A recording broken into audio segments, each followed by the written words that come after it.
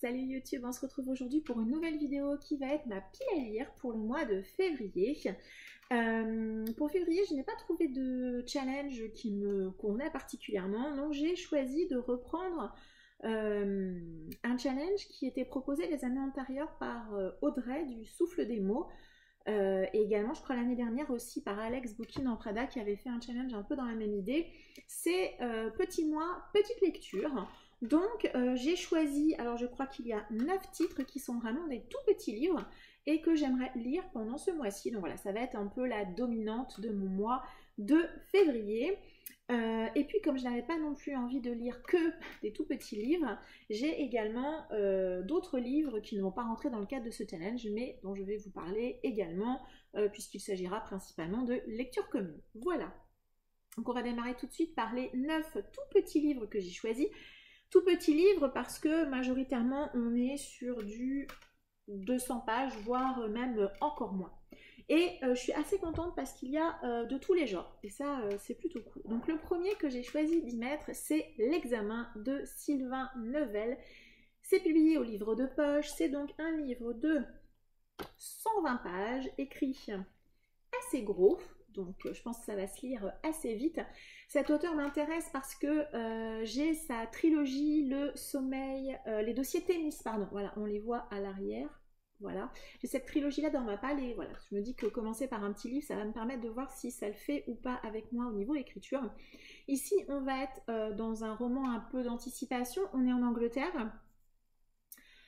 Et on va suivre un monsieur, j'allais dire un jeune homme, mais je ne sais pas du tout s'il est jeune ou pas, en tout cas un homme qui a fui l'Iran avec sa famille et qui donc va se présenter à ce fameux examen en espérant pouvoir obtenir la nationalité britannique. Voilà, je sais que Armance Around the Corner l'a lu, qu'elle avait trouvé ça sympa, en tout cas que ça l'avait plutôt fait, donc j'espère qu'avec moi ça le fera. Deuxième titre, parce que jamais sans un roman de littérature asiatique, j'y ai mis Les attaques de la boulangerie de Haruki Murakami, publié chez 10-18 dans ses jolies éditions illustrées. J'en ai déjà 2 ou 3 autres. J'aime bien, voilà, je trouve ça vraiment bien. En tout cas, moi, ça me plaît beaucoup de découvrir Murakami par cet intermédiaire-là, des nouvelles. Idem, hein, il est vraiment petit, il fait 73 pages. Avec pas mal d'illustrations. Au niveau du résumé, je ne sais pas trop de quoi ça parle. On nous dit qu'on va suivre un homme et une femme qui habitent Tokyo. Ils ont faim. Voilà, une faim tellement forte qu'elle va les pousser à commettre la plus absurde des attaques. Alors est-ce que c'est ces fameuses attaques de la boulangerie? Je ne sais pas, mais voilà, je suis contente de pouvoir le caser. Un policier que vous avez probablement vu si vous suivez Séverine de la chaîne Il est bien ce livre, j'aimerais lire et je compte lire Atmore, Alabama de Alexandre Civico, c'est publié chez Babel Noir. Petit roman également puisqu'il fait 145 pages en grand format. Alors déjà les policiers je les achète quasiment jamais en grand format, encore moins neuf. Donc j'ai attendu tranquillement le poche et quand il est sorti je me le suis procuré. Je ne vais pas lire la 4e, je sais très peu d'informations si ce n'est que Séverine avait adoré ce roman. Je pense que si ça me plaît je vais le dévorer. Ici, si je me rappelle bien, on va être avec un homme qui va en Alabama, qui traîne autour d'une prison. Voilà, on est sur quelque chose comme ça. J'espère que ça va me plaire. Et puis voilà. Est-ce que vous l'avez lu d'ailleurs? Parce qu'on l'a vu quand même pas mal tourner. Le plus gros livre de cette sélection de tout petits romans, c'est L'homme idéal en mieux de Angela Morelli, publié chez Harlequin. C'est donc une romance. J'ai pris celle-ci, pourquoi? Déjà, elle fait 309 pages. Voilà. Mais bon, c'est de la romance, hein, donc ça se lit quand même très très bien. Il y a pas mal de pages, enfin de changements de chapitres, vous savez, avec des petites choses comme ça, donc ça se lit très très vite, donc c'est pour ça que je l'ai mis. Et c'est aussi un titre qui est dans ma pile à lire depuis, je dirais bien 2017, hein, donc, ou 2018 peut-être, donc un de mes plus anciens titres en romance, donc c'est pour ça que je l'ai choisi. Février, je ne fais pas le mois de la romance cette année, mais je me dis, voilà, une petite romance sympa, ça va faire du bien, ça va se lire tout seul, et j'espère que ça va me plaire. Je lis pas la 4e, hein, ça doit être de la comédie romantique ou quelque chose comme ça. Je n'attends pas des trucs incroyables, si ce n'est de passer un bon moment. j'ai également mis, parce que ça fait longtemps que j'en ai pas lu, un Amélie Nothomb. J'ai mis Journal d'Hirondelle publié au livre de poche. Alors là, aucune idée de quoi ça parle, puisque vous savez que les Amélie Nothomb, à l'arrière, on a juste généralement une petite citation extrait du roman. Voilà. Je l'ai choisi parce que ça doit être un des plus petits qu'il me reste à lire, 92 pages. Voilà, je l'avais trouvé chez Emmaüs, je crois, ou en brocante peut-être. Passons, pas grand intérêt. 92 pages, je pense que ça va se lire tout seul. Retour en science-fiction avec Vigilance de Robert Jackson Bennett. C'est publié dans cette fameuse collection Une heure lumière du Bélial, collection que j'aime beaucoup, illustrée, oui, par Aurélien Polis. Robert Jackson Bennett, c'est celui qui a écrit Les Maîtres enlumineurs que j'ai adoré l'année dernière. J'allais dire cette année, mais non, c'est déjà l'année dernière. Ici, je ne sais pas trop de quoi ça parle. Ça va être donc 3 tireurs armés jusqu'aux dents lâchés dans un environnement public aléatoire délimité, un but: abattre le plus de personnes possible, une promesse, un énorme paquet de fric pour celui qui quitte les lieux indemnes. Je pense qu'on va être probablement sur une critique des États-Unis, probablement, de la politique d'armement. Très probablement, donc ça me donnera l'occasion de découvrir plutôt en science-fiction qu'en fantasy et de voir voilà, ce qui donne dans un autre genre. Une thématique un petit peu plus sociétale aussi probablement que ce que j'ai lu avec Les Maîtres enlumineurs, mais j'ai hâte. De toute façon, quand j'ai fait ma sélection, on va dire, pour les petites lectures, je voulais absolument mettre un roman de 1 heure lumière, tout comme je voulais absolument mettre un Amélie Nothomb par exemple et une romance, voilà. Un roman que j'ai depuis longtemps et que j'ai vraiment envie de lire, je pense que ça va être assez corrosif et assez drôle, il fait 122 pages, c'est La Reine des lectrices d'Alan Bennett, c'est publié chez Folio, et dans ce roman, je me rappelle très bien du résumé, on imagine que la reine d'Angleterre se prend de passion pour la lecture et arrête quasiment toutes ses fonctions et se met à lire, à dévorer les livres.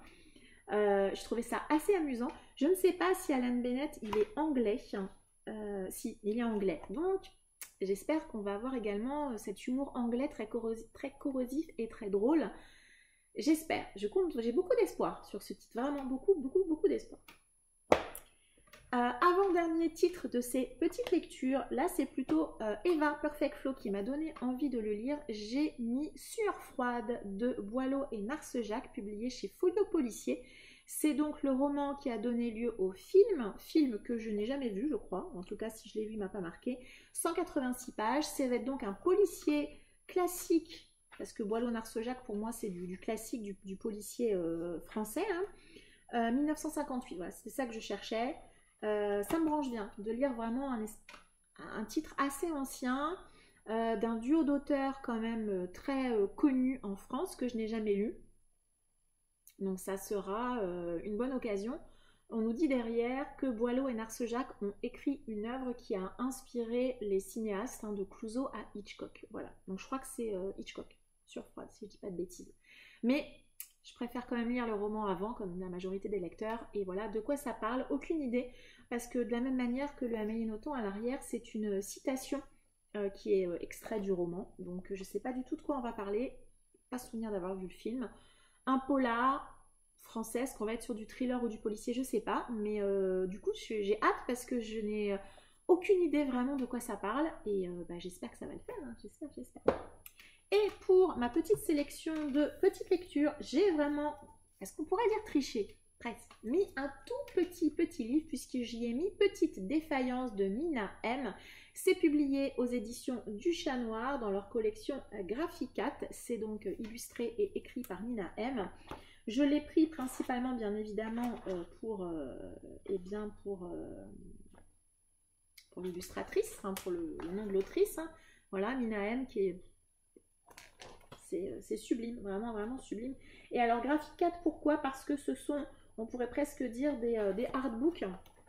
Alors je ne sais pas si c'est une seule histoire ou des petites novellas, ou je ne sais pas trop comment ça va se présenter. On verra bien. Voilà, j'espère que ça va me plaire. Je sais que le dernier que j'avais lu de cette collection-là, même si visuellement il était magnifique, le scénario, ça m'avait pas...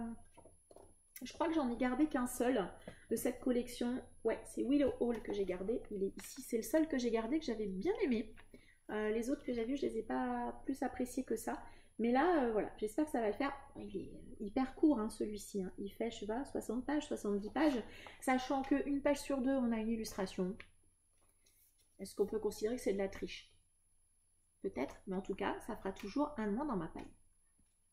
Donc, c'était les 9 titres que j'ai mis dans ma palle des petits livres, petites lectures. 9 titres courts, vous avez vu. J'ai réussi également à y mettre... pas de la fantaisie, plutôt de la science-fiction, du contemporain, du policier. Il y a un petit peu tous les genres et même une romance, donc je suis assez contente. Pour contrebalancer ces toutes petites lectures, j'ai également 4 romans qui là pour le coup vont être des énormes lectures. Alors tout d'abord, la première lecture dont j'ai envie de vous parler, c'est plutôt celle qui arrivera un petit peu plus tard dans le mois, c'est le premier tome d'Angélique, Angélique Marquise des Anges de Anne Gollon, réédition publiée chez Pocket. Donc il fait 914 pages, c'est donc un roman historique qui a inspiré la fameuse série de films Angélique Marquise des Anges.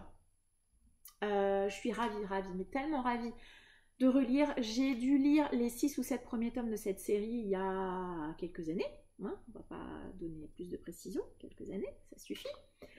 Et moi j'avais adoré, je suis assez fan des films qui m'ont accompagnée durant toute mon adolescence, on va dire, et ma vie de jeune adulte. Si jamais vous ne connaissez pas Angélique, sortez. Non, je plaisante.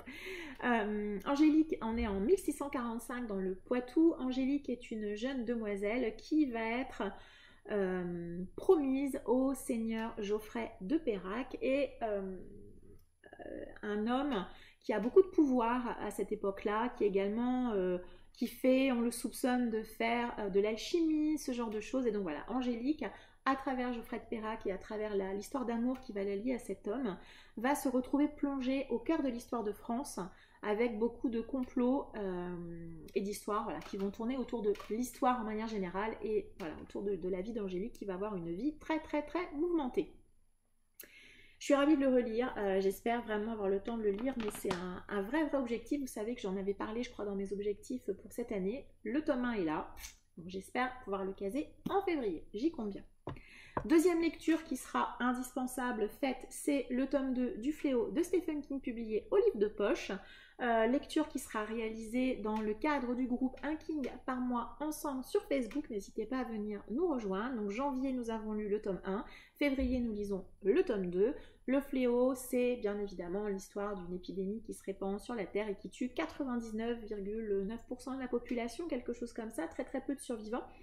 Au moment où je tourne cette vidéo, je n'ai pas encore terminé le tome 1, mais sachez que de toute façon, c'est une relecture puisque j'avais lu le fléau il y a, je sais pas, peut-être 4 ans, 5 ans, quelque chose comme ça. On est avec King, on est à la maison. Par contre, il est vrai que dans celui-ci, moi, ça ne me dérange pas, mais il y a quand même beaucoup de digressions, pas mal de personnages. Voilà, sachez-le avant de vous lancer dans ces deux jolies briquettes. Autre lecture commune que je vais faire au mois de février. J'ai démarré en décembre, je poursuis, je vais lire le tome 2 de La Roue du Temps. Le tome 2 s'intitule La Grande Quête. Moi, j'ai la version France Loisirs, donc là, on est vraiment sur le tome 2 grand format. On est sur l'équivalent poche des tomes 3 et 4. C'est une lecture commune qui est organisée par Dorian sur Instagram, Dorian Monsieur Cabric. Alors eux, sur février, ils vont lire normalement la moitié du tome 2. Moi, je compte lire comme à chaque fois la totalité du tome, puisque c'est un seul tome. Voilà, j'ai pas forcément envie de séparer. Ici, on est sur une saga de fantasy de 14 tomes. J'espère que France Loisirs ira au bout. Dans laquelle tout au début du premier tome, on va suivre un trio de jeunes hommes, de jeunes garçons, oui, qui sont tous les trois au cœur d'une prophétie, sans forcément savoir duquel des trois il s'agit. On est dans un univers de fantasy, en tout cas dans le tome 1, assez classique. Voilà, une écriture que j'avais trouvée très agréable, très facile à lire et avec lequel j'avais passé un excellent moment. Donc je poursuis avec ce tome 2 qui fait combien? 1000 pages? Un peu plus de 1000 pages. 1000 et quelques pages. On n'est pas à 1100 pages, 1000 pages. Voilà, j'espère que ça va le faire.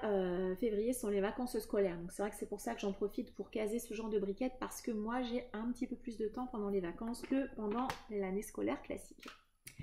Et comme je suis folle, on peut le dire, j'ai également mis une énorme briquette de 1000 pages donc 2 briquettes de 1000 pages. J'ai mis le tome 2 de La Première Époque de l'Assassin Royal. C'est publié chez Gilus et de Robin Hobb. J'ai adoré ma relecture de la première intégrale, donc je compte bien me faire cette deuxième intégrale courant février également. Je ne sais pas encore si je l'intercalerai avec des petites lectures, puisqu'il y a, je crois qu'il y a 3 tomes poche à l'intérieur, mais il me semble que celui-ci, si je ne me trompe pas, doit respecter la tomaison originale. Je ne sais pas encore si je le découpe, si je le découpe pas, je ne sais pas trop, mais mon objectif est vraiment de le lire sur février, tout comme La Roue du Temps.